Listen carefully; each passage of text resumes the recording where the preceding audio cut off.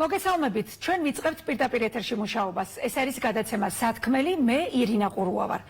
COVID-19 პანდემიის პირობებში საქართველოში პირველი ერთიანი ეროვნული გამოცდები ტარდება. შემუშავებულია საგანგებო რეკომენდაციები. თითო საგამოცდო სექტორში მხოლოდ 10 გამოსაცდელი დაიშვება. თითოეულ მაგიდაზე დამონტაჟებული იქნება გამჭვირვალე დამცავი ბარიერი. ყველა გამოსაცდელს რეგისტრაციის დაწყებიდან გამოცდის დასრულებამდე უნდა ეკეთოს ნიღაბი. ერთიან შესასვლელთან განხორციელდება თერმოსკრინინგი, ვიდეო დანადგარით ან დისტანციური თერმომეტრის საშუალებით. ყველა საგამოცდო ცენტრის შესასვლელთან უნდა იყოს დეზო ბარიერი. საგამოცდო სივრცეებში ტერიტორიის მხოლოდ ნახევრის დატვირთვაა შესაძლებელი. მაგიდებს შორის დისტანცია სიგანეში 2 მეტრზე ნაკლები არ უნდა იყოს. ერთმანეთის თანმიმდევრობით განლაგებისას კი 1 მეტრზე ნაკლები არ იქნება. თერმოსკრინინგთან დაკავშირებული და გამოსაცდელთა გამოცდაზე დაშვების პირობები კი ასეთია. თუ გამოსაცდელს გამოცდის წინა დღეებში ექნება მაღალი ტემპერატურა, მან უნდა ჩაიტაროს PCR ტესტი და წარადგინოს ცნობა, რომ არ არის COVID ინფიცირებული. თუ ქრონიკული სიცხის მატარებელია, უნდა წარადგინოს სამედიცინო დაწესებულების, ოჯახის ექიმის, ქრონიკული დაავადების არსებობის შემთხვევაში კი შესაბამისი ექიმ სპეციალისტის ცნობა, ფორმა 100. თუ გამოსაცდელს 37 გრადუს ცელსიუსი ან მასზე მაღალი ტემპერატურა უფიქსირდება, მას 15 წუთში გადაამოწმებენ ვერცხლისწყლიანი თერმომეტრით. თუ კვლავ ფიქსირდება ტემპერატურა 27 და 5 გრადუს ცელსიუსის ფარგლებში, ამ შემთხვევაში მოქმედებს შემდეგი რეკომენდაციები. თუ გამოსაცდელს 2 ან 3 დღით ადრე ჩატარებული ტესტით მიღებული აქვს უარყოფითი პასუხი, იგი სხვა გამოსაცდელებთან ერთად აბარებს გამოცდას. თუ გამოსაცდელს არ აქვს ტესტი ჩაბარებული გამოცდამდე, არაუმეტეს 3 დღით ადრე გამოცდაზე მის დაშვებას წყვეტს ექიმი ჯანმრთელობის მდგომარეობის შეფასების საფუძველზე. სხვა კონკრეტული რეკომენდაციისა და პირობების შესახებ გადაცემის მსვლელობისას ისევ მოგიყვებით. დღეს ჩვენ აბიტურიენტების მოლოდინებს და მათ დამოკიდებულებას გავარკვევთ გადაცემაში, შემოგთავაზებთ შეფასებისა და გამოცდების ეროვნული ცენტრის დირექტორთან სოფიო გორგოძესთან ჩაწერილ ინტერვიუს. ცხადია, უმჯობესი იქნებოდა მასთან პირდაპირ ეთერის რეჟიმში გასაუბრება და დამატებით იმ კითხვებზე პასუხის მიღება, რაც შეიძლება ჩვენს სტუმრებსაც გაუჩნდეთ. თუმცა მასთან კომუნიკაცია მხოლოდ ამ ფორმით მოხერხდა. გადატვირთული დღის განრიგის მიზეზით ჩვენ არ გვყავს სტუმრად საქართველოს განათლების, მეცნიერების, კულტურისა და სპორტის სამინისტროს წარმომადგენელიც. თუმცა ჩვენთან ერთად არიან აბიტურიენტი და პედაგოგი, განათლების საკითხებში ექსპერტები გაგვიზიარებენ მოსაზრებებს და გავარკვევთ, რამდენად რთული იქნება აბიტურიენტებისთვის საგანგებო და საკმაოდ მძიმე პირობებში იმ გამოცდების ჩაბარება, რაც განსაზღვრავს მათ მომავალს. ექსპერტებთან ჩვენ ასევე ვისაუბრებთ იმაზე, თუ რა გამოცდილება მიიღო განათლების სამინისტრომ დისტანციური სწავლებისგან, რა ხარვეზები აჩვენა და როგორი უნდა იყოს ის იმ შემთხვევაში, თუ კორონა პანდემია კვლავაც ონლაინ რეჟიმში დარჩენას გვაიძულებს. ეს ყველაფერი ოდნავ მოგვიანებით, ახლა კი გთავაზობთ შეფასებისა და გამოცდების ეროვნული ცენტრის დირექტორ სოფიო გორგოძესთან ჩაწერილ ინტერვიუს. ჩვენ დავინტერესდით, განიხილებოდა თუ არა ალტერნატიული ვარიანტები ერთიანი ეროვნული გამოცდების ჩასატარებლად და როგორ ფასდება გამოსაცდელებისთვის დაწესებული საგანგებო პირობები. Კაპიტანი სოფიო, მინდა გკითხოთ, მსოფლიოში არსებული რა პრაქტიკის გამოყენებით მოხდა საგამოცდო რეკომენდაციების შემუშავება და რა არის ის მთავარი კრიტერიუმები, რითიც გამოცდები ჩატარდება? მოგესალმებით პირველ რიგში, მივესალმებით თქვენს მაყურებელს. რა თქმა უნდა, ჩვენ და ჯანდაცვის სამინისტრომ და დაავადებათა კონტროლის ცენტრმა გადახედა რა ხდება მსოფლიოში, როგორ მიმდინარეობს ეს პროცესები, მაგრამ ძირითადად მაინც საბოლოო ჯამში ეს რეკომენდაციები ჩვენს რეალობაზე დაყრდნობით აეწყო, ანუ იმის მიხედვით თუ რა სიტუაცია გვაქვს დღეს საქართველოში ეპიდემიოლოგიური თვალსაზრისით, ამის მიხედვით გაიწერა ის რეკომენდაციები, რისი დაცვაც ამ ეტაპზე ჩვენთვის, ჩვენი ცენტრისთვის არის სავალდებულო. მინდა ასევე ვკითხოთ ერთიანი ეროვნული გამოცდების ჩასატარებლად, თუ მუშაობთ რაიმე სხვა ალტერნატიულ ვერსიაზე, თუ განიხილება სხვა ვერსიები, მაგალითად ის რომ გამოცდები ღია ცის ქვეშ ჩატარდა, ის ან იყოს დაცული უფრო მეტად დისტანცია და რატომ ვერ ხერხდება სხვა ფორმატზე მუშაობა, რომ სხვა ფორმატში ჩატარდეს გამოცდები? ვერ ვიტყვი რომ სხვა ფორმატი არის უფრო ესეთი და არ ხერხდება ამაზე მუშაობა, ჩვენ რა თქმა უნდა ძალიან ბევრი ფორმატი განვიხილეთ, მანამ სანამ ამ გადაწყვეტილებამდე მივიდოდით. ღია სივრცის შეზღუდვა ამ ეტაპზე ის არის, რომ ცხელა ზაფხულში შესაბამისად გარეთ დასმა აბიტურიენტების ესეთ სიცხეში, შენობაშიც კი პრობლემატური ისტორია და ნუ გარეთ მით უმეტეს. ამიტომ ეს აქედან გამომდინარე გამოირიცხა, რაც შეეხება კიდევ ბრძანეთ ღია სივრცე და დისტანცირება, რომ მოხდარიყო უფრო მეტი დისტანცირების რეკომენდაცია პრინციპში რაც გვაქვს ახლა, უფრო მეტიც კი შეგვიძლია დავიცვათ იმ პირობებში, რომ ერთ სექტორში მხოლოდ 10 აბიტურიენტს გავათავსებთ. მაგალითად, ციგანეში რეკომენდაცია რომ გვაქვს 2 მეტრი, ჩვენ შეგვიძლია 13.5 დავიცვათ. ამიტომ ამის პრობლემა არ შექმნილა დისტანცია ზედმიწევნით, უფრო კარგად ვასრულებთ ამ რეკომენდაციას, ვფიქრობ, ვიდრე თუმცა ღია სივრცესთან დაკავშირებით არ არის მიღებული გამოცდილება, როცა ჩვენ ნახეთ არაერთი ქვეყანა, ვთქვათ, სადაც საფეხბურთო სტადიონზე მიიღეს გადაწყვეტილება. დიახ, მაგრამ გააჩნია, როდის ატარებ ამ გამოცდას და როგორი არის ტემპერატურა, ხო? ეს გამოცდები, ხა ჩვენ რახან სესიების რაოდენობა გავზარდეთ თვეზე, ანუ დაახლოებით 1 თვე გრძელდება, ხო? შესაბამისად, აქედან გამომდინარე ერთი თვის მანძილზე როგორი ტემპერატურა იქნება, პაპანაკება სიცხე შეიძლება იყოს ამ პერიოდში, შეიძლება წვიმა წამოვიდეს და ყველაფერი ჩაიშჩოლოს. ამიტომ იქედან გამომდინარე, რომ ჩვენ ეს ზუსტი პროგნოზი ერთი თვის არ შეგვიძლია გავაკეთოთ და მეორე მხრივ ვიცით, რომ ზაფხულში ძალიან ცხელა, გარეთ აბიტურიენტების დასმა, თუნდაც სტადიონზე 3 საათი და მეტი ალბათ არ იქნებოდა მიწა შეწყნილი. და ასევე მინდა გკითხოთ, მიუხედავად იმისა, რომ გამოცდაზე ყველა აბიტურიენტი გაივლის თერმოსკრინინგს, ასევე ყველა პირი, ვინც იღებს საგამოცდო პროცესში მონაწილეობას, ასევე ღიად იქნება ფანჯრები, რატომ არის მაინც აუცილებელი მთელი გამოცდის ჩაბარების პროცესში პირბადის ტარება? ეს ნაწილიც რო განვმარტოთ კიდევ. კი ბატონო, პირველ რიგში ვიტყვი იმას, რომ ეს გადაწყვიტეს იმ სპეციალისტებმა, რომლებმაც მოგცეს ეს რეკომენდაციები, შესაბამისად ჩვენ არ შეგვიძლია ეჭქვეშ დავაყენოთ ეს რეკომენდაციები. პრინციპში ძალიან გასაკვირი, რომ გითხრათ, ჩვენთვის არ ყოფილა, იმიტომ რომ დახურულ სივრცეში ყველას გვაქვს ვალდებულება, რომ ვატაროთ პირბადე, ეხლა ხაც მოვიხსენით ჩვენს პირბადე, როგორც მოგეხსენებათ.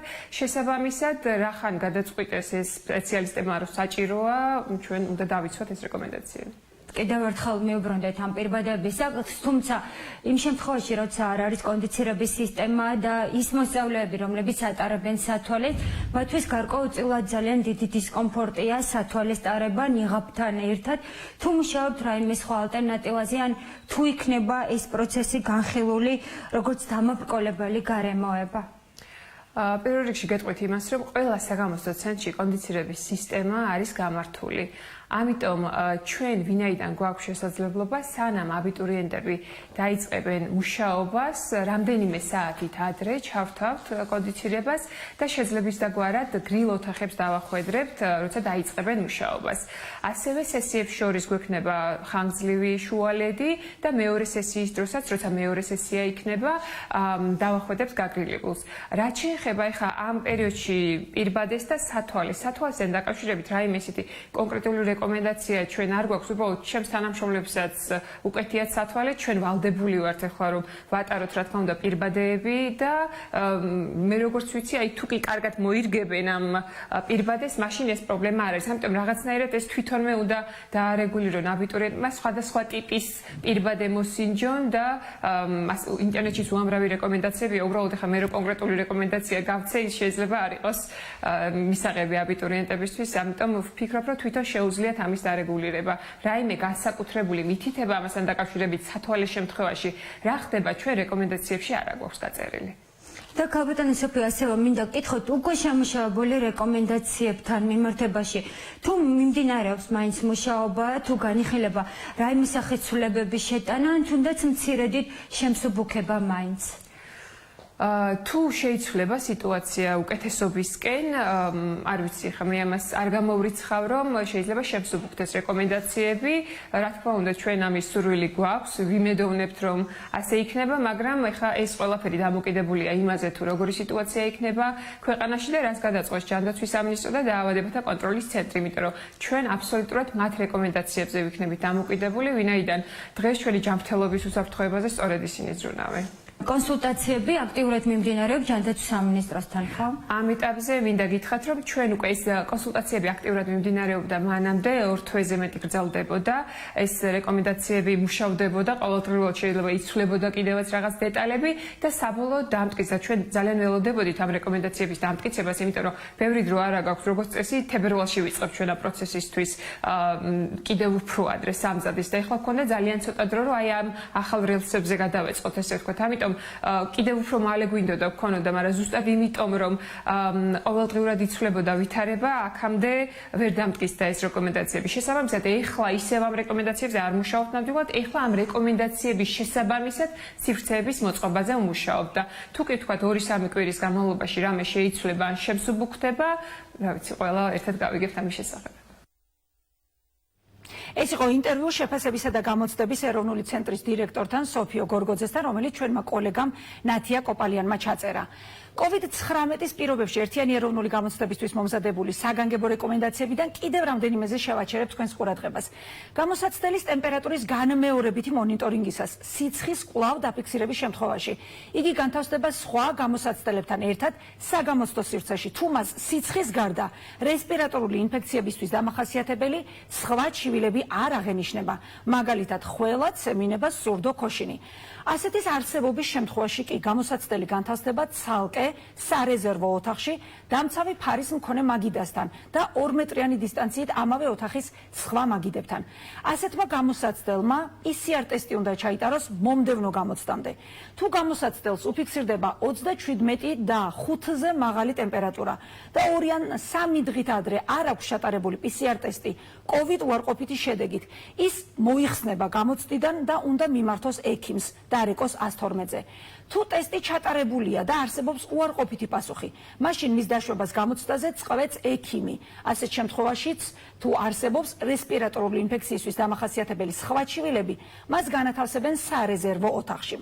ახლა კი გავხსნით დისკუსიას სტუდიის სტუმრებთან. ჩვენი სტუმრები დღეს არიან სალომე ჩხარტიშვილი, აბიტურიენტი, იგი ბათუმის პირველი საჯარო სკოლის მოსწავლეა ჯერჯერობით და მირანდა გორგოშაძე, ბათუმის მეორე საჯარო სკოლის დირექტორის მოადგილე სასწავლო დარგში.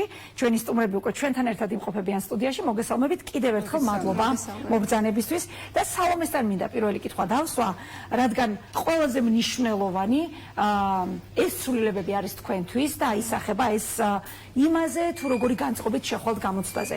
სალომე, როგორ ფიქრობ, ის ბარიერები, რაზეც ჩვენ ახლა ვისაუბრეთ, ის მკაცრი რეკომენდაციები, რაც თქვენ 2 დღის წინ ჩვენს გარეშეც მოისმინეთ. ეს იქნება დამაბრკოლებელი, შეძლებთ თქვენი ცოდნის სათანადოდ გამომჟღავნებას, როდესაც დარჩებით მარტო ტესტებთან. ვფიქრობ, გამოცდები ისე და სტრესულია და ეს რეკომენდაციებიც კიდევ უფრო მეტად სეწოლის ქვეშ არიან აბიტურიენტები, მაგრამ ვფიქრობ, როდესაც თუ დისტანციური სწავლება გავიარეთ წარმატებით, მე მგონი ამ დაბრკოლებასაც არ უნდა შევუშინდეთ და წარმატებით დაუძლევთ.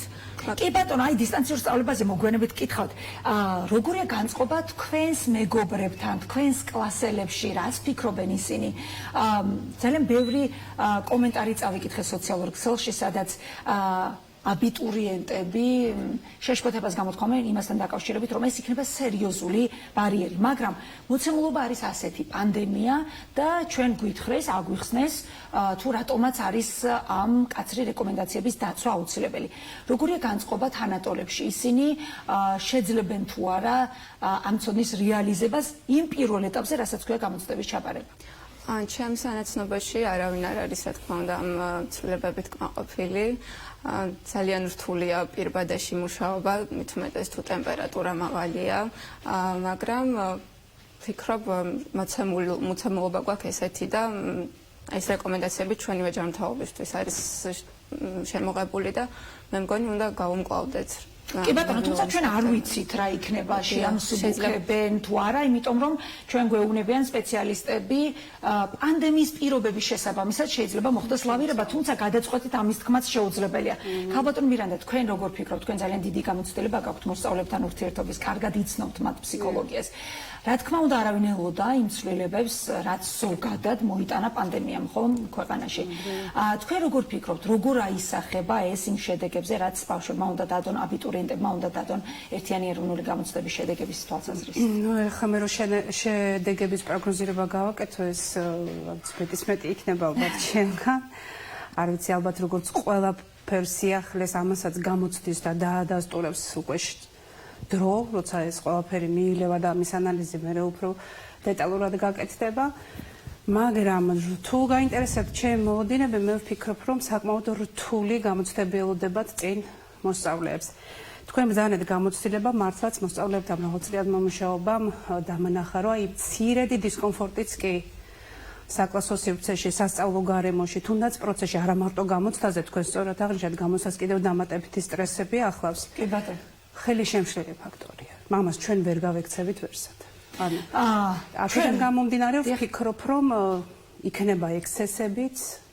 მე არ მინდა ეს ასე რო იყოს და არავის ვაშინებ, მაგრამ ეს ჯანმრთელობასთან დაკავშირებული ამას თუნდაც პირბადის გამოყენება, დისკომფორტი იქნება, პლუს სათვალე პირბადესთან ერთად ვფიქრობ დისკომფორტი იქნება ის, რომ კონდიცირება არ ხდება.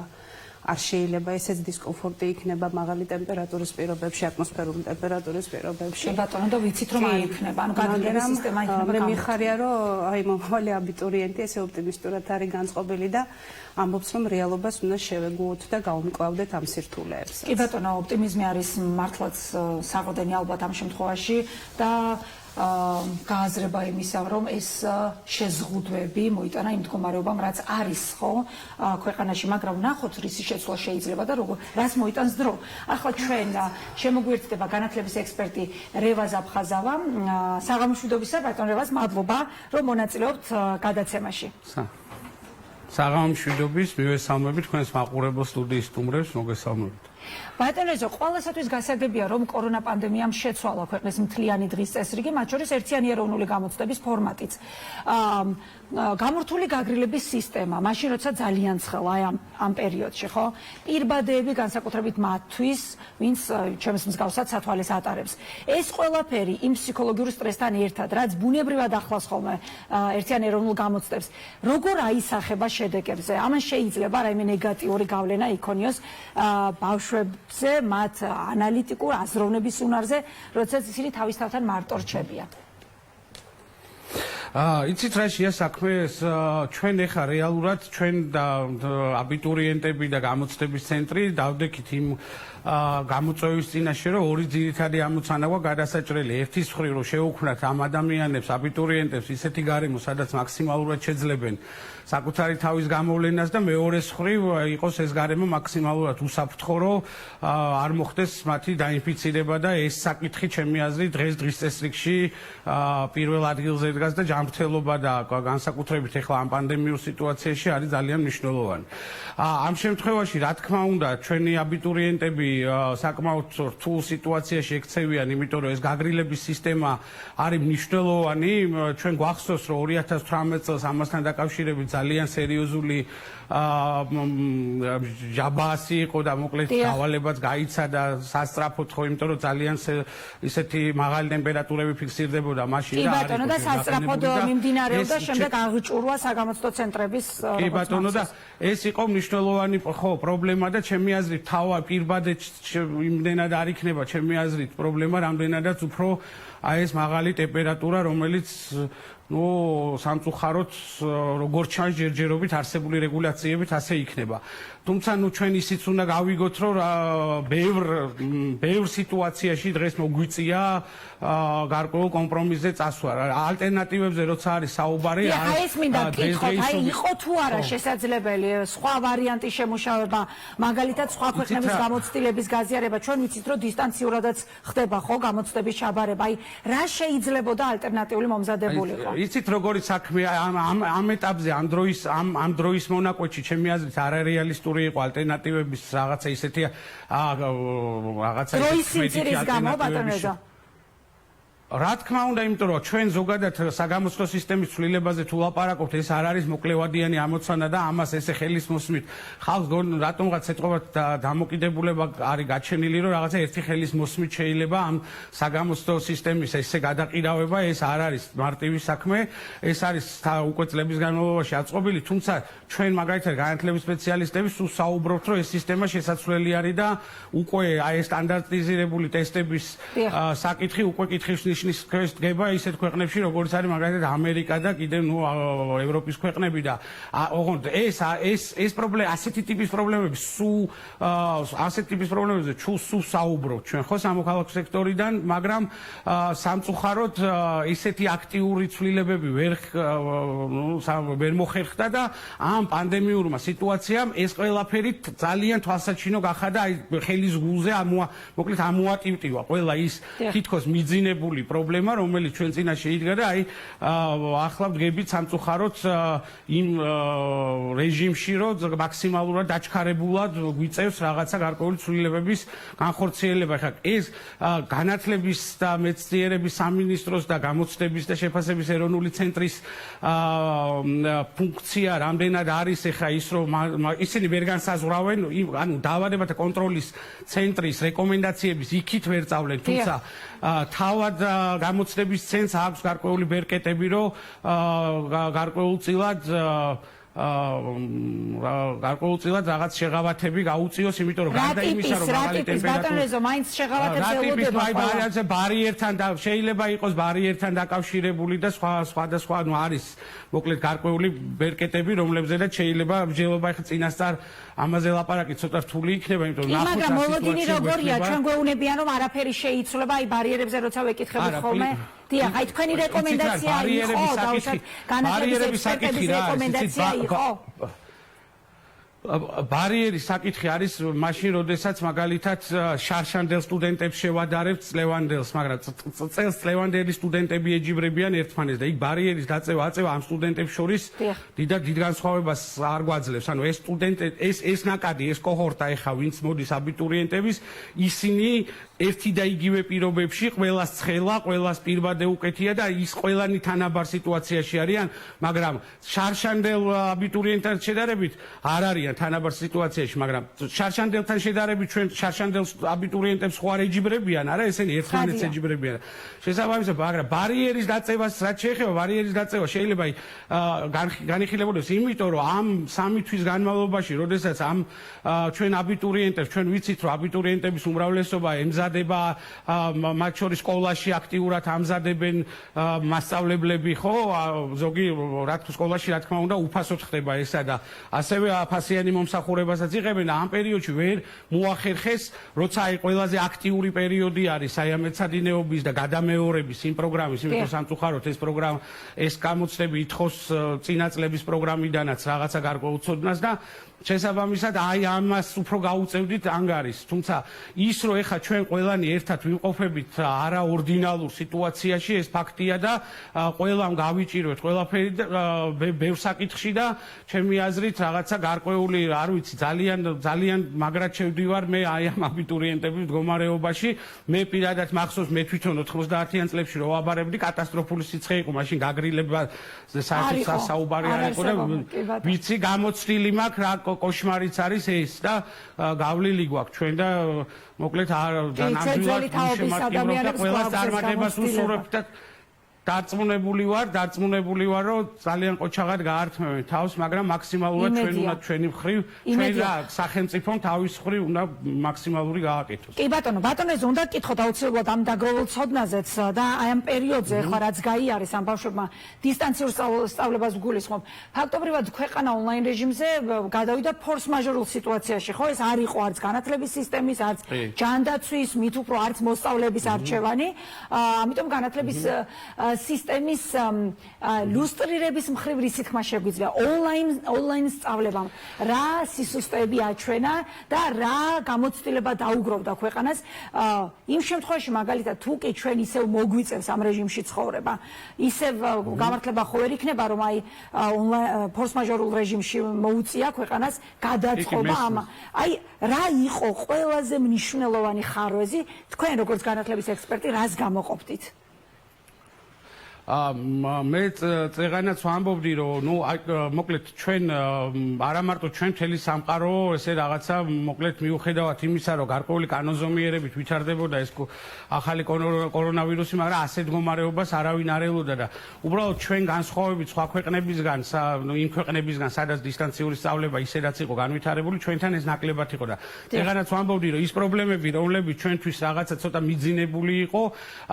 ამ კორონავირუსმა ძალიან გამოაშკარავა მაგალითად ციფრული კომპეტენციების არ არსებობა მასწავლებლებში და მოსწავლეებში ხელმისაწვდომობის პრობლემაა, როდესაც აღმოჩნდა, რომ გარკვეული ნაწილი მოსწავლეების გარკვეულ ნაწილს არ აქვს წვდომა, ესე იგი ინტერნეტზე ან არ აქვს შესაბამისი ტექნიკა, რომ ესე იგი დისტანციურ სწავლებაში ჩაერთოს და ამის და ასევე დისტანციური სწავლება ადამიანებს რატომღაც ხალხს გონია, რომ ეს დისტანციური გაკვეთილები არის იგივე, რასაც ჩვენ საგაკვჩეულებრივად საკლასო პირისპირ სწავლების დროს ვახორციელებთ და ეგრევე ეს უბრალოდ გადმოტანილი მონიტორზე. ეს ნამდვილად ესე არ არის, ამას აქვს თავისი თანმიმდევრული მეთოდოლოგია, რომლის ცოდნაც არის საჭირო, რომ უფრო ეფექტიანი იყოს. ეხლა ეს ფორსმაჟორულ რეჟიმში ჩვენ რაც გავაკეთეთ, ეს რა თქმა უნდა გასაკეთებელი იყო და მასწავლებლებმა იმარჯვეს ძალიან და ბევრი ძალიან დიდი პასუხისმგებლობა აიღეს საკუთარ თავზე. ეს დასაფასებელია, მაგრამ ეხლა ძალიან უკიდურესად აუცილებელია მეტად უნდა განვავითაროთ ალბათ განათლების სისტემა მათი უნარებით, ხო ბატონო? კი. ეხლა არის ძალიან მნიშვნელოვანი, რომ ერთისხრის განათლების და მეცნიერების სამინისტრომ და სამოქალაქო სექტორმა ჩართულობით და საზოგადოების ჩართულობით მაქსიმალური ინფორმაცია ამოვიღოთ ამ პროცესის შესახებ, რომ შევაფასოთ ჩვენ, ესე იგი ჯერ უნდა შევაფასოთ ეს პროცესი, სად იყო სუსტი მხარეები, სად იყო ძლიერი მხარეები, სად ჭირდება განვითარება.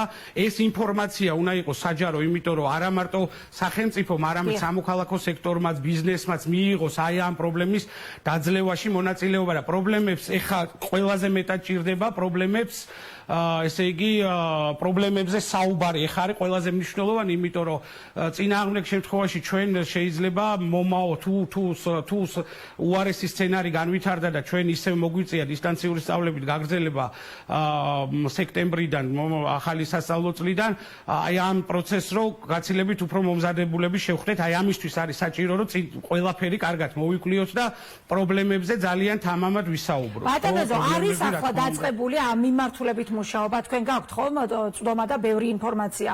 როგორ იყენებს ახლა განათლების სისტემა, აი ქვეყანა ამ გამოცდილებას, ამ გამოწვევების პირობებში მიღებულ რაღაცა ბონუსებს, აი ხარვეზებს რამდენად ცდილობენ და ის დრო, სექტემბრამდე არსებული დრო იქნება საჭირო, თუ კი ახლა არ მუშაობს ინტენსიურად უწყება. ხო, ჩვენ ეხლა როდესაც მათ შორის ერთ-ერთი პრობლემა არის, რომ საქართველოში ძალიან ცენტრალიზებული არის სისტემა, არის ძალიან ისეთი გაბერილი ბიუროკრატია და ასეთ სისტემებში ცვლილებების განხორციელება ძალიან ძნელია ხოლმე. ამიტომ ძალიან მნიშვნელოვანია, რომ ეხლა უახლოეს მომავალში ჩვენ თანამშრომლობთ გარკვეულწილად, მაგალითად რესურსების შექმნის მიმართულებით, რომ მასწავლებლებისთვის და მოსწავლეებისთვის რესურსების შექმნა და სამინისტროსთან თანამშრომლობთ, მაგრამ აი ინფორმაცია ის მაგალითად თუნდაც სტატისტიკური მონაცემები და მე შემდეგ კვლევებიც, რა თქმა უნდა, ასეთი ტიპის ინფორმაცია ჯერჯერობით საზოგადოებისთვის ცნობილი არ არის. ძალიან დიდი იმედი მაქვს, რომ ეს განათლების და მეცნიერების სამინისტროს აქვს და ნაწილობრივ ვიცი კიდეც, რომ მაგალითად აი ეს ტექნიკური საშუალებებთან დაკავშირებით ეს ინფორმაცია ამოღებულია, მაგრამ აი მე მინდა რომ ძალიან ესე მოუწოდო ასევე განათლების სამინისტროს, რომ პირიქით და ხელისუფლებასაც, რომ პირიქით რაც მეც ვისაუბრებთ პრობლემებზე დღეს, იმიტომ რომ ეს პრობლემები არის გამოწვეული კონკრეტული მდგომარეობით, მით უფრო მეტი შანსი გვექნება ამ პრობლემების მოგვარების და რაც უფრო მეტად იქნება საზოგადოება ამ პრობლემების მოგვარებაში ჩართული, მით უფრო მეტი შანსი გვაქვს, რომ თავი გავართვათ ამ ყველაფერს და უფრო მომზადებულები შევხვდეთ მომავალ წელს, მაგრამ რაც არ უნდა მოხდეს, დისტანციური სწავლების განვითარებას ალტერნატივა არ აქვს. კი ბატონო, ამ მიმართულებით მინდოდა დამესვა შეკითხვა, ანუ ფორსმაჟორში და რაღაც უეცარი რეალობის შეგუების ფორმა არ უნდა გქონდეს, ხო ამას და ქვეყანამ უნდა იფიქროს იმაზე, რომ სამომავლოდ ცხოვრების ჩვეულ რეჟიმს როცა დაუბრუნდება ირგვლივ ყველა და ყველაფერი, მაშინაც განვითარდეს დისტანციური სწავლება. ამას ბრძანებთ, ხომ სწორად გავიგე? კი, იმიტომ თანამედროვე განათლების სისტემებში, განვითარებულ განათლების სისტემებში დისტანციური სწავლება ისედაც გამოიყენებოდა და ძალიან კარგია, რომ ამ ასეთი ტიპის სახელმწიფოები უფრო წესით უფრო მომზადებულად შეხვდნენ ამ ყველაფერს, გამოცდილება ჰქონდათ და ჩვენც მიუხედავად იმისა იქნება თუ არა და ღმერთს მაქნას რომ აღარ იყოს და შეგვეშვას ეს კორონავირუსი, ხო, მაგრამ მიუხედავად ამისა ეს დისტანციური სწავლება არის ძალიან მნიშვნელოვანი ბერკეტი იმისა, რომ ჩვენ განათლების ხარისხი განვავითაროთ და მათ შორის ხელმისაწვდომობას, დღეს ხელმისაწვდომობის პრობლემა შეიქმნა და იმიტომ რომ უბრალოდ ცნობა არ ქონდათ აბიტურიენტებს, რა ქვია, მოსწავლეებს ამ დისტანციურ სწავლებასთან და იქ ხარისხზე და ბევრ რამეზე შეიძლება ლაპარაკი, მაგრამ ფორსმაჟორში ახლა ამაზე ლაპარაკს აზრი არ აქვს, მაგრამ გამოცდილების გამოყენება ალბათ სწორად უნდა მოხდეს. მომავალში ეს პირიქით შეიძლება გამოდგეს უკვე განვითარებული და დახვეწილი სისტემა შეიძლება უკვე გამოდგეს პირიქით აი ამ ხელმისაწვდომობის პრობლემის დასაძლევად, პირიქით აი ამ სოციალური განსხვავებების დასაბალანსებლად და ასე შემდეგ და ასევე ჩვეულებრივ საგაკვეთილო პროცესის მხარდამჭერ გარკვეულ მიმართულებად და ამას ალტერნატივა არ აქვს ჩემი აზრით და არა მარტო ჩემი. ბატონო რეზო, რომ შევაჯამოთ, აი მოკლევადიან პერსპექტივაში, აი 6 ივლისს იწყება ხო ეს პერიოდი, საგამოცდო პერიოდი. როგორი იქნება თქვენი რეკომენდაცია როგორც აბიტურიენტებისადმი, ასევე განათლების სისტემას აი ამ მოკლევადაში რას ურჩევდით და ამით დავასრულოთ. ნუ მე რა ვიცი, მაქსიმალურად ურჩევდი მხნეობას და შემართებას აბიტურიენტებს. ნუ ეხლა ჩვენ მართლა უნდა გაგებით მოვეკიდოთ ეხლა ამ სიტუაციას, იმიტომ რომ მართლა სხვა ალტერნატივა შეიძლება ასე მოკლე დროში მართლა რთულია რომ არსებობდეს. ნუ რაღაცებს გვთავაზობდნენ სხვადასხვა განათლების სხვადასხვა სპეციალისტები, მაგრამ ნუ რამდენად რეალისტური იყო ეს ნუ კიდე კითხვის ნიშნის ქვეშ არის და ახლა ამაზე არ გვინდა საუბარი. განათლების და მეცნიერების სამინისტროსთვის ჩემი რეკომენდაცია იქნება მოგრძალებულად ჩემგან, რომ ესე იგი აი ამ პრობლემ რაც ვისაუბრე, ისევ იმას დაუბრუნდები, რომ პრობლემებზე და მათი მოგვარების გზებზე საზოგადოებრივი ჩართულობა იყოს მოგვარების საქმეში, საზოგადოების ჩართულობა იყოს მაღალი და ეს პასუხისმგებლობა არა მარტო საქმეში, არამედ პასუხისმგებლობის გამზიარებლებიც რო გახდნენ საზოგადოების წევრები, იმიტომ რომ განათლების სისტემა არ არის არც განათლების სპეციალისტების, არც განათლების სისტემის მინისტრის, არც არა, ეს არის ჩვენი ქვეყნის ყველაზე მნიშვნელოვანი სისტემა, რომელიც ჩვენი ქვეყნის განვითარების ძირითადი მამოძრავებელი ძალა უნდა იყოს და ამაში ყველანი უნდა ვიყოთ აქტიურად ჩართულები და მაქსიმალურად უნდა შევეცადოთ, რომ ყველაფერი გავაკეთოთ იმისთვის, რომ წინ გადავდგათ ნაბიჯები. მადლობა ბატონო, პირველი ნაბიჯი ალბათ იქნება ღია დისკუსიის გახსნა, როგორც თქვენ ურჩიეთ ყველა მხარეს. მადლობა თქვენ, რომ იყავით ჩვენი სტუმარი, მაყურებელს კი ვეთყვი, რომ ჩვენ შეკითხვებს პასუხობდა განათლების ექსპერტი რეზო აფხაზავა და დავუბრუნდები მე სტუდიაში ჩვენ სტუმრებს.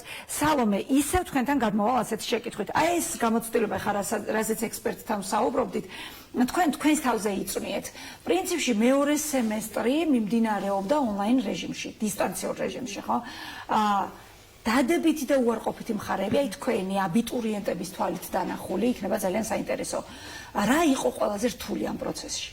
ყველაზე რთული იყო ის, რომ აი უშუალოდ ურთიერთობა არ გაქვს მასწავლებლებთან და შენ კლასელებთან იქნება თუ აი ვინც ხვავისთან ერთადაც სწავლობ. ხო, აი რა წაშიც მე. ეს არის უფრო ფსიქოლოგიური მომენტი თუ აი განათლების მიღების თვალსაზრისით ეს არის პრობლემა. ანუ რამდენად აუღეს თვითონ პედაგოგებმა ალღო ამ ონლაინ სწავლებას, რამდენად მოდიოდა, აი თქვენ მაგალითად გაქვთ ეს გამოცდილება, პირველი სემესტრი იყო ტეტ-ა-ტეტ მუშაობა, ურთიერთობა პირისპირ პედაგოგებთან და შემდეგ გადაერთეთ აი ამ სპეც რეჟიმში, ხო?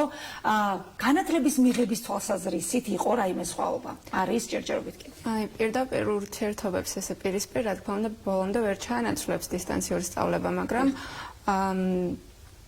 ანუ რაც იყო რომ მე ძალიან გამიმართლა მასწავლებლებში, იმიტომ რომ ძალიან ცდილობდნენ ჩემი მასწავლებლები, რომ ხარისხი არ დავარდნილიყო ჩემი სწავლების და მე პირადად კარგი გამოცდილება მქონდა და ვერ ვიტყვი რომ აი ჩემი სწავლაზე რამენერად იმოქმედა ამ დისტანციურმა რა თავისებურებებით გამოირჩეოდა? მაგალითად, რაიმე დადებითი შეგძინათ ამან, აი ჩვენს ვამბობთ, რომ კი ბატონო გამოწვევები, პრობლემა, რა შეიძლება გამოიყენო? აი თქვენ მაგალითად თქვენს თავზე მიღებული გამოცდილებით, რა შეგიძლიათ შემდეგ ურჩიოთ მომდევნო თაობას თქვენზე პატარებს? რაზე უნდა გაამახვილონ ყურადღება? რა არის სპეციფიური? რა იქნება მათთვის? აი თქვენ გასაღებად რა შესთავაზებდით აი ონლაინ რეჟიმში, რა თქმა უნდა, თუ დაუშვათ პანდემიამ ისევ გაიძულა შინდარჩენა. Online სწავლებას ჰქონდა თავისი დადებითი მხარეებიც, მაგალითად დროის ეკონომია იყო ჩემთვის მაგალითად ძალიან კარგი მომენტი იყო, იმიტომ რომ მის ლამაზლაში არ მესხარჯებოდა იმდენი დრო და ანუ ვურჩევდი მომავალ თაობას, ვისაც მოუწევს, შეიძლება იმედი მაქვს არა, მაგრამ შეიძლება მოუწიოს ამ პრობლემასთან შეჯახება, რომ მაქსიმალურად ხელი შეუწყონ მასწავლებლებს, იმიტომ რომ მოსწავლეებზეც ძალიან ბევრი რამეა დამოკიდებული.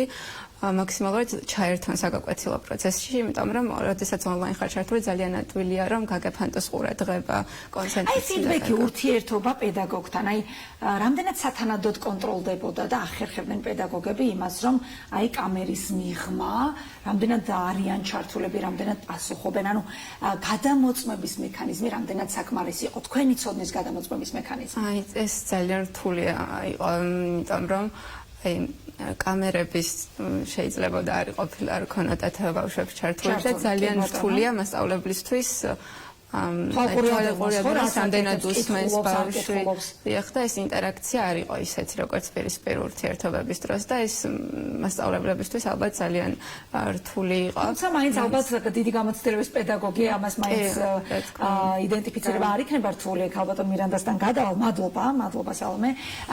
პირველ რიგში ჩვენ საუბრობდით იმაზე, რომ აი ბატონმა რეზუმაც ბრძანა, რომ იყო ჩაღეს პედაგოგებმა და დროულად აუღეს ალღო. რა თქმა უნდა, მთელი ქვეყნის მასშტაბით სავარაუდოდ ამას ვერ ვიტყვით, ვინაიდან ვიდრე ონლაინ რეჟიმზეც გადავიდოდით, მანამდეც ფიქსირდებოდა განათლების სისტემაში პრობლემები, მაგრამ ყველაზე დიდი გამოწვევა მაინც რა იყო ონლაინ სწავლების, აი თქვენ სკოლაშიც, როგორც ყველა სკოლაში, შეწყდა ხო პირისპირ ურთიერთობები, გადავედით ამ რეჟიმში. რა იყო პედაგოგებისთვის პირველ რიგში სირთულე?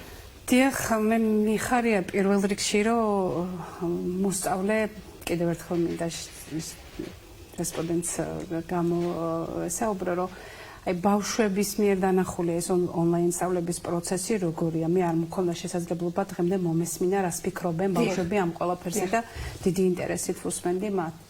იმიტომ რომ ყველაზე მეტად პრობლემებს ხედავენ ისინი და პროცესის პრობლემებს.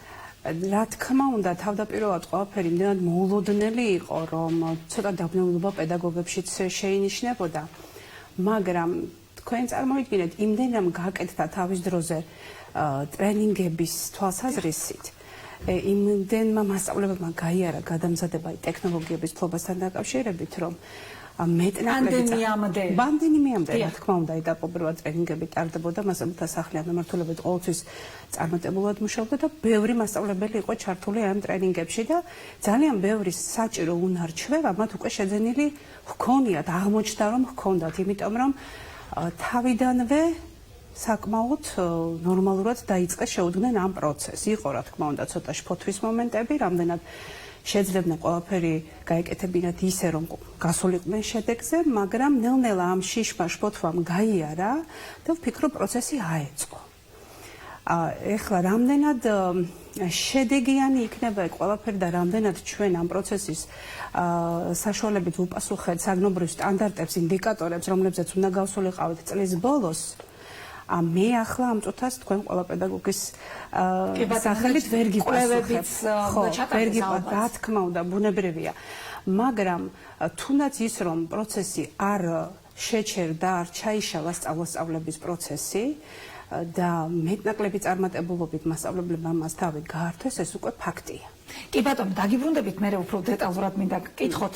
ახლა კიდევ ერთი ექსპერტი უნდა ჩავრთოთ, შემოგვერთდება განათლების სპეციალისტი თამარ მოსიაშვილი. ქალბატონო თამარ, დიდი მადლობა, რომ უპასუხეთ ჩვენს შეკითხვებს. ესმის ქალბატონ თამარ ჩემი ხმა. ქალბატონო თამარ, პირველ რიგში მინდა გკითხოთ, აი ამ დისტანციურ სწავლებასთან დაკავშირებით მართალია ჯერ კვლევები არ ჩატარებულა, რა ხარისხის იყო მიწოდებული ცოდნა, თვითონ ფორმატი რამდენად დახვეწილი იყო და ასე შემდეგ, მაგრამ თქვენი შეფასება როგორია? რა ხარვეზები გამოვლინდა ამ პროცესში, როგორც მასწავლებელთა მუშაობის, ასევე სხვა მიმართულებითაც, მაგალითად, ინტერნეტთან ხელმისაწვდომობა მე თქვენს ინტერვიუებს გავეცანი, თქვენ ყოველთვის ხაზს უსვამდით ამას და შემდეგ რაღაც აი გამოცდილებაც მინდა რომ გაგვიზიაროთ რა იყო კარგი, რა მიიღო განათლების სისტემა, მაგრამ რა იყო მთავარი ხარვეზი აი ამაზე თუ შეგიძლიათ გაგვიზიაროთ თქვენი ექსპერტული მოსაზრება. მადლობა მოწვევისთვის და მე მიმაჩნია, რომ ეს ძალიან მნიშვნელოვანი თემაა. ერთი ყველაზე კარგი რაც მოხდა და რაც შეძლეს ჩვენმა სკოლებმა და მასწავლებლებმა გახლავთ ის, რომ სწავლა გაგრძელდა დისტანციურად. ეს ბოლომდე ონლაინ სწავლება ცხადია არ არის, ეს არის სწავლების ტრადიციული ფორმის გადატანა დისტანციურ სივრცეში. და აღმოჩნდა, რომ ჩვენს მასწავლებლებს ტექნოლოგიებთან, ასე ვთქვათ, ურთიერთობა საკმაოდ კარგად იცოდნენ. მათ იცოდნენ სოციალური ქსელებთან ურთიერთობა, სხვადასხვა აპლიკაციების დახმარებით, რესურსების მომზადება და ასე შემდეგ. ანუ ძალიან ბევრმა ფაქტორმა, ასე ვთქვათ, იმუშავა და საბოლოოდ ფაქტი, რომ გაგრძელდა სწავლა დისტანციურად, მე მიმაჩნია, რომ ეს შესაძლებელი გახდა სკოლებისა და მასწავლებლების, ვთქვათ, მზაობის შედეგად. სკოლებმა ადგილობრივი შესაძლებლობები გამოიყენეს და სწავლა გააგრძელეს დისტანციურად. თუმცა, როგორც ყოველთვის საქართველოში ხდება ხოლმე, ეს პროცესიც ჩვეულებისამებრ დაიწყო და რაღაც პერიოდში არასწორი აქცენტები დაისვა. რას გულისხმობთ? გეტყვით, რას გულისხმობ. როდესაც, ვთქვათ, მთელი მსოფლიო და მათ შორის საქართველოც მოულოდნელად, სრულიად მოულოდნელად აღმოჩნდით ისეთ ვითარებაში, რომ ყველაფერი გაჩერდა და ჩვენ სახლებში ვიყავით და დადგა დღის წესრიგში სწავლების გაგრძელება.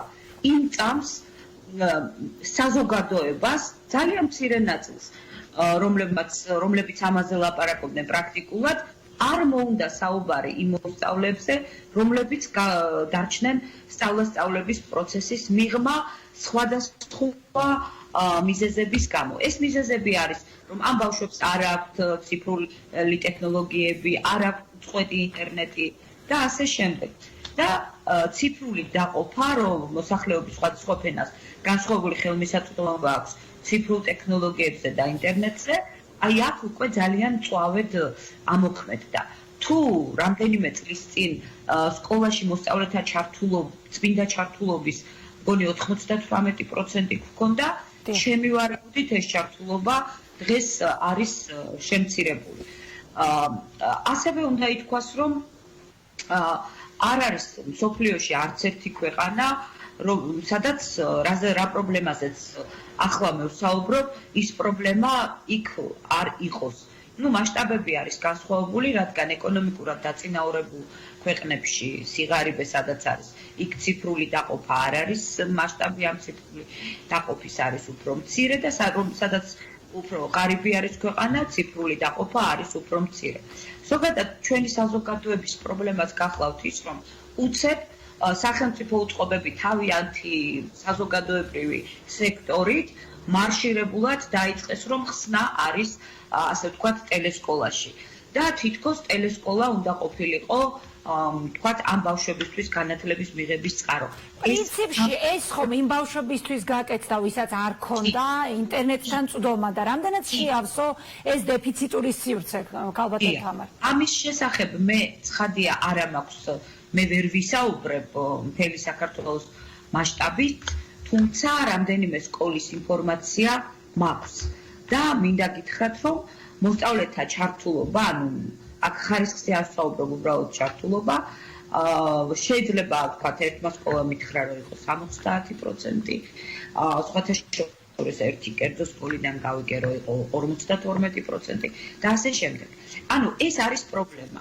და ზოგადად პრობლემა იმდენად არ არის საშიში, რამდენადაც საშიშია ამ პრობლემის იგნორირება და როდესაც ძალიან რთული სიტუაციაა იმ დროს მთელი საზოგადოება, ვიმეორებ, უწყებები და საზოგადოებრივი სექტორი, საზოგადოების ნაწილიც იწყებს საუბარს, რომ ტელესკოლის გაკვეთილები არის ამ ბავშვებისთვის. და ალტერნატიული დისკურსი და უბრალოდ სკოლებისთვის ვთქვათ, თავისუფლების მიცემა, რომ მოდი აბა გითხარი, ვთქვათ, ამ მუნიციპალიტეტში ამ სკოლაში რამდენი ბავშვი ერთვება, ვთქვათ, გაკვეთილზე, რა დახმარება შეიძლება გაუწიოს საზოგადოებამ ამ ბავშვს.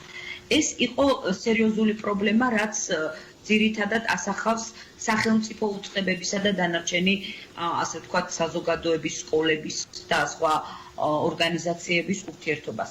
მაგრამ ძალიან პოზიტიური რაც მოხდა ამ სიტუაციაში, უცებ საქართველოში ჩვენ ვამბობთ უკვე წლების განმავლობაში, რომ გვინდა განათლების სისტემის დეცენტრალიზაცია, უცებ აღმოჩნდა სიტუაცია, როდესაც სკოლები უკვე იძულებულები იყვნენ, რომ სანამ ის მაგიური ორშაბათი დადგებოდა, თავად მიეღოთ გადაწყვეტილება და დაეგეგმათ, თქვათ, რომელ პორტალს შეარჩევდნენ და როგორ უნდა გაეგრძელებინათ სწავლა. ჩემთვის, როგორც განათლების სპეციალისტისთვის, ეს იყო ძალიან საინტერესო პროცესი. და აი ამ პროცესთან ერთად მე მინდა აუცილებლად ხაზი გავუსვა საზოგადოებრივ მხარდაჭერას. ყოველგვარი ფინანსური რესურსების გარეშე მასწავლებლები, სხვადასხვა საზოგადოებრივი ჯგუფები ერთმანეთს უჭერდნენ მხარს, უზიარებდნენ ერთმანეთს რესურსებს.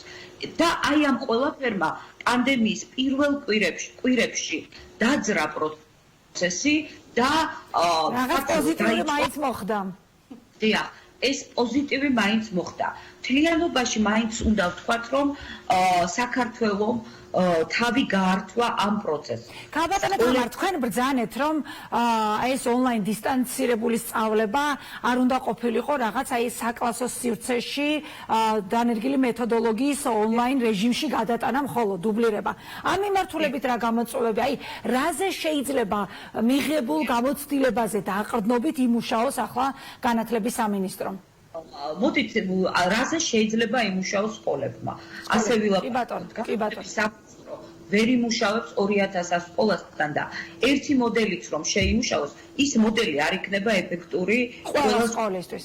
კი ბატონო. არ იქნება ეს ეფექტური. მინდა ვთქვა, რომ ის პრობლემა, რაც ჩვენ სკოლებში არის, ასევე რამდენიმე სკოლის მაგალითი მაქვს შესწავლილი, როგორ ხდებოდა თქვათ სწავლების გაგრძელება, ეს იყო ტრადიციული სასწავლო პროცესის გადატანა ვირტუალურ სივრცეში, ტექნოლოგიებით გამდიდრებული სწავლება და ამავდროულად მასწავლებლები იყენებდნენ გაცილებით მრავალფეროვან საგანმანათლებლო რესურსებს და პრაქტიკულად ძალიან გასცდნენ სახელმძღვანელოსაც. მე ცოტა ცხადია, აქ ორ საკითხზე გავამახვილებდი ყურადღებას. საკითხი პირველი არის ჩვენ მივიღეთ არაჩვეულებრივი გამოცდილება, როგორ უნდა მოახდინოს რეაგირება სკოლამ მძიმე ფორსმაჟორის პირობებში. ისეთი ფორსმაჟორის პირობებში, როგორიც მოულოდნელად ჩვენ შეგვექმნა და შეექმნა მთელ მსოფლიოს, ხო? და სკოლებმა ეს შეძლეს. ცხადია, როდესაც სკოლა დაწერს თავისი სტრატეგიული განვითარების გეგმას, წლიურ გეგმას თუ რა ვიცი, 5 წლიან გეგმას, სასურველია, რომ აი ამ გეგმაში სკოლამ შეიტანოს ვთქვათ რისკების ჩამონათვალში რაღაც მსგავსი რისკები და აი ამ რისკების შემცირების გზა, შესანიშნავი გზა იქნება დისტანციური სწავლება. პრინციპში ძალიან კარგი გამოცდილება მიიღო ყველა სკოლამ. ახლა ეს იქნება დაუშვათ ქალაქებში, დიდ ქალაქებში, მუნიციპალიტეტებში. ქალბატონ თამარ, აუცილებლად უნდა გკითხოთ გავლენაზე, ზოგად სურათზე რა გავლენას მოახდენდა. მაგალითად, ჩვენ ვიცით, რომ ონლაინ რეჟიმზე გადასვლამდეც არ იყო კარგი მაჩვენებელი. მაგალითად, პიზას კვლევის შედეგები ვიცით, რომ 15 წლის ქართულ მოზარდებში ძალიან დაბალი იყო წაკითხulis გააზრების დონე. 2019 წლის შედეგებია ის, მაგრამ მაინც ხომ არ გაუარესდებოდა ამ მიმართულებით, თუ ნაადრევია ჯერ ამაზე საუბარი. არსებობს ახლა რაღაც დასკვნების გაკეთების საფუძველი და საკმარისი რესურსი ამის და ინფორმაცია. შეიძლება ვისაუბროთ მხოლოდ ვარაუდებზე. რა შედეგი შეიძლება, რა გავლენა შეიძლება მოახდინოს დადებითიც და ასე ვთქვათ შედეგებთან დაკავშირებით კრიტიკულიც ამ ვითარებამ, არა მხოლოდ საქართველოში, არამედ მთელ მსოფლიოში, ხო?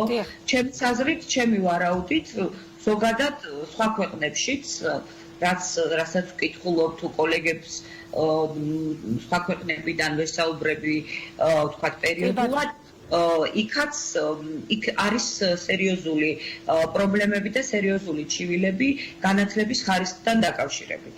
რადგან დისტანციურ სწავლებას აქვს თავისი მეთოდოლოგია და ახლა ამ მეთოდოლოგიის გამოყენება ფორსმაჟორის პირობებში, გარდა იმისა, რომ მაინც და მაინც ესეთი ცოდნა გავრცელებული არ იყო არც საქართველოში და არც უცხოეთში, არ მინდა რომ თქვა, რომ ჩვენს ქვეყანაში იყო განსაკუთრება გულად ექსკლუზიურად, ასე ვთქვათ, არაფერი არ იყო და სხვაგან ყველაფერი იყო. არ იყო დღის ეს რიგში დისტანციური სწავლება ზოგადად საგანმანათლებლო სკოლებისთვის. ცხადია, რომ დღის ეს რიგში ზოგადად ეპოქა მოიტანა, რომ ტრადიციულ სასწავლებაში შესაძლებელია ინტეგრირდეს დისტანციური სწავლება. და აი აქ უკვე მნიშვნელოვანია ისევე სკოლების გაძლიერება, კიდევ უსვამ ამას ხაზს, იმიტომ რომ ცენტრალიზებულმა, ასე ვთქვათ, ერთგვაროვანმა მიდგომებმა არაფერი არ მოგვიტანა, ასე ვთქვათ, დადებითი ჩემის აზრით და თუ განათლება თავისუფლებაა, მრავალფეროვნებაა, მაშინ ეს ყველაფერი თავად სკოლებმა უნდა. კი ბატონო, თქვენ არაერთ ინტერვიუში უსვამთ ხაზს ამას, რომ უნდა გქონდეთ თავისუფლება, თავისი ინიციატივები. ქალბატონო თამარ, აუცილებლად უნდა აი რომ არ დამავიწყდეს და ვისაუბრეთ თქვათ დისტანციურად გაგრძელებაზე ვისაუბრე, ესე იგი რომ დისტანციური სწავლება უნდა გახდეს ტრადიციული სასწავლო პროცესის ნაწილი და ყველაზე მთავარი რითიც დავიწყე.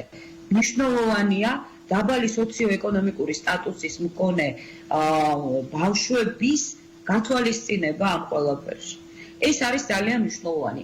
ჩვენ ვიცით, რომ ბავშვების წმინდა ჩართულობა შემცირებულია. მე ვიცი ეს კონკრეტული სკოლების მაგალითზე, კვლევა რო ჩატარდება, მე თითქმის დარწმუნებული ვარ. ბატონო, აი ჩართვაში, გათვალისწინებაში რას გულისხმობთ, რა უნდა გაკეთდეს და ამ კითხვით დაგემშვიდობებით სამწუხაროდ დღეს არ ვგაქვს. როგორ უნდა იყოს მათი ინტერესები გათვალისწინებული? რა შეიძლება გავაკეთოთ, სისტემამ გააკეთოს მათთვის? ესა მომსახურება, დაჩქარებული კურიკულუმები იმ ბავშვებისთვის, ვინც ვერ ჩაერთნენ სკოლაში. და ცხადია, ეს ერთი პედაგოგიური მხარე და მეორე მხარე, რამდენადაც ადგილობრივი საზოგადოების, ადგილობრივი ბიზნესის, სახელმწიფო სტრუქტურების და ზოგადად საზოგადოების დახმარებით და სახელმწიფო უწყებების დახმარებითაც გავზარდოთ ტექნოლოგიებთან და ინტერნეტთან ხელმისაწვდომობა. ეს ნელი დიდი გამოწვევაა ქვეყნისთვის, მაგრამ აუცილებელი. ძალიან დიდი მადლობა ამ საინტერესო ინტერვიუსთვის, მადლობა რომ გამონახეთ დრო და იყავით ჩვენი სტუმარი. მე ჩვენს მაყურებელს ვეთქვი, რომ ჩვენი სტუმარი იყო ექსპერტი თამარ მოსიაშვილი, დავემშვიდობებით სტუმარს და სტუდიაში რომ შევაჯამოთ, ქალბატონო მირანდა, აი ჩვენ ვსაუბრობდით, რა იყო მთავარი გამოწვევა. რაც შეეხება მოსწავლეთა ჩართულობასთან დაკავშირებით, ახლა ჩვენ ექსპერტებთანაც ვისაუბრეთ და არის მართლაც ხო მუნიციპალიტეტები, სადაც ნაკლები იყო ჩართულობა და არა მხოლოდ მუნიციპალიტეტები. რა გვასწავლა, რა გამოცდილება დაგროვდა იმისთვის, რომ ყველასთვის იყოს ხელმისაწვდომი და მართლაც ესე ტექნოლოგიური ციფრული დიფერენცირება არ მოხდეს, როგორც ქალბატონი თამარი საუბრობდა. რაც შეეხება ტექნოლოგიების არსებობას ყველა ოჯახში და ყველა მოსწავლის ხელმისაწვდომობას, ეს ძალიან გლობალური პრობლემაა და პირდაპირ არის ეკონომიკურ პრობლემასთან მიბმული, ოჯახის ბიუჯეტთან მიბმული. ბატონო, რამდენიმე მოსწავლეა ოჯახში, ყოველ შემთხვევაში ერთი პრობლემა იქნებოდა. ეგ თავისთავად არის ოჯახები, სადაც საერთოდ შეიძლება არ იყოს არც smartphone და არც კომპიუტერი და ეს ბუნებრივად უდიდეს ხელი შემშლელია და ცოტა ის დაუკონკრეტებელი და ბუნდოვანი მეჩვენება მე ამ ხრივ მუნიციპალიტეტებმა რა უნდა გააკეთონ ამ ოჯახებისთვის. მე მესმის რომ თეორიულად ეს ასე უნდა იყოს, საზოგადოება ამ კონტინგენტს უნდა დაუდგეს გვერდით. თქვენ როგორ ფიქრობთ, აი როგორ შეიძლება მოხერხდეს მათი გაძლიერება? ინტერნეტიზაცია, ტექნოლოგიები, არ ვიცი, სასწავლებლად გადაცემა თუ რაში? უპირობოდ თუ კი ონლაინ სწავლება ჩვენი სწავლების პროცესის თანმდევი და განუყოფელი ნაწილი გახდა, ამაზე ფიქრი მოგვიწევს. ყველა საშუალებით და ყველა ძალებით უნდა მოხდეს სრული ინტერნეტიზაცია და ფინანსური რესურსების მიმართვა აქეთკენ. იცით რა, მე ვფიქრობ სახელმწიფო სისტემამ ამისთვის გარკვეული თანხა უნდა გაიყოს მაშინ, იმიტომ რომ უამისოდ ფაქტობრივად პროცესს ვერ წარმართავთ, მაგრამ ჩართულობის საკითხთან დაკავშირებით მე კიდევ ერთი დიდი პრობლემა დავინახე. ჩვეულებრივი ინტერნეტის მქონე მოსწავლე ტექნოლოგიების, ანუ კომპიუტერის დაუშვათ მქონე მოსწავლე შეიძლება არ იყოს ჩართული და ზოგჯერ არ ჩაერთოს ამ პროცესში. ყველაზე მეტად მე რას მაშინებს აი ამ ონლაინ სწავლებასთან დაკავშირებით, ეს არის მოსწავლეთა мотиваციის საკითხი. რამდენად გააზრებული აქვს მოსწავლეს ის აუცილებლობა, რომ უნდა შევიდეს ონლაინ გაკვეთილზე, უნდა მოისმინოს და კეთილსინდისიერად შეასრულოს ყველაფერი. მიწოდებული მასალის ხარისხიც, ან მიწოდების ფორმაც, პედაგოგის მსაუბაც შეიძლება იყოს თუ არა. არ იქნება საკმარისი. მე როდესაც დღეს მეტაკლების სიამაყით ვლაპარაკობ ჩემ კოლეგებზე, რომ ისინი გაუმკლავდნენ ამ გამოწვევას, მე ამ სიამაყის სუფლებას მაძლევს ის, რომ ეს იყო ფორსმაჟორული სიტუაცია და ამ ექსტრემალურ პირობებს მათ გამოდგება, გამართლება და მაგრამ რამდენად იქნება ეს საკმარისი სამომავლოდ? მე ვფიქრობ, რომ ეს არ იქნება საკმარისი სამომავლოდ. ეს მზაობა, რაც ახლა გამოავლენს პედაგოგებმა და ძალიან ბევრი რამის გაკეთება მოუწევს როგორც სისტემას, ასევე თითოეულ პედაგოგს იმისთვის, რომ სამერმისოდ ეს პროცესი ღირსეულად წარიმართოს. იმიტომ რომ მადლობა. სალომეს მინდა ვკითხო, არ დაგვიჩაგროს და ამით დავასრულოთ, შევაჯამოთ პრინციპში. სალომე, აი რა არის ის გამოცდილება, მაგალითად, აი რა აჩვენა ამ პერიოდმა, რა იქნებოდა თქვენთვის ასროლი, რომ უკეთესად წარმართულიყო ეს პროცესი, აი ონლაინ რეჟიმში სწავლებას ვგულისხმობ ახლა. რა დაგაკლდათ ყველაზე მეტად და რა იქნებოდა ის, რაც უფრო მოწესრიგებული უნდა ყოფილიყო, არა მარტო თქვენ ამ შემთხვევაში თქვენი კლასელები რა საუბრობენ, თქვენი მეგობრები, რა გამოცდილება დაგროვდა, აი რისი დეფიციტი არსებობდა? პირველ რიგში იმის მასწავლებელთან ურთიერთობის დეფიციტი იყო, იმიტომ რომ ბოლომდე ვერ ჩანაცვლებს მაინც ეს ონლაინ კავშირი რეალურ კავშირს და ასევე კლასელებთან ურთიერთობას დაგვაკლდა ძალიან, იმიტომ რომ ესეც სასწავლო პროცესის ნაწილია. და გამოცდილების სახით შეიძლება მომავალში უფრო შეიქმნას რაღაც ერთი პლატფორმა, რომელიც ხელშეუწყობს ამ ონლაინ სწავლების დახვეწას უფრო. იმიტომ რომ იყო რაღაც ხარვეზები, რაიმე მიგნებები თუ გქონდათ ისეთი მაგალითად ახალგაზრდებს, რასაც თანდათან პედაგოგთან ერთად ხვეწდით, აი ჩვენ ვიცით, რომ აი თქვენი თაობის ახალგაზრდები უფრო კარგად ფლობენ ციფრულ ტექნოლოგიებს, ხო, ფაქტია ეს. რაიმე თუ იყო ისეთი, რომ თქვენ უზიარებდით პედაგოგებს გამოცდილებას? დიახ, აი ინტერნეტთან დაკავშირებით იყო ძალიან ბევრი რაღაცა, რაც გავუადვილეთ მასწავლებლებს, ჩვენ ვურჩიეთ რა შეეძლოთ გამოესწორებინათ საგაკვეთილო პროცესში, რომ ჩვენ ან თვალსაჩინო ყოფილიყო ჩვენთვის აი რაღაც აქტივობებს თუ აკეთებდით გაკვეთილის განმავლობაში, აი კარგად რომ დაგვენახა ხმა უკეთესად რომ მოგვესმინა და ესე შემდეგ. ტექნიკური დეტალების ნახვა. კიდევ ერთი შეკითხვა და დავასრულოთ, მეტი დროც აღარა გვაქვს პრინციპში. მაგალითად, როდესაც აი დადებითი მხარეც სულ მინდა რომ დავინახოთ ამაში რა იყო.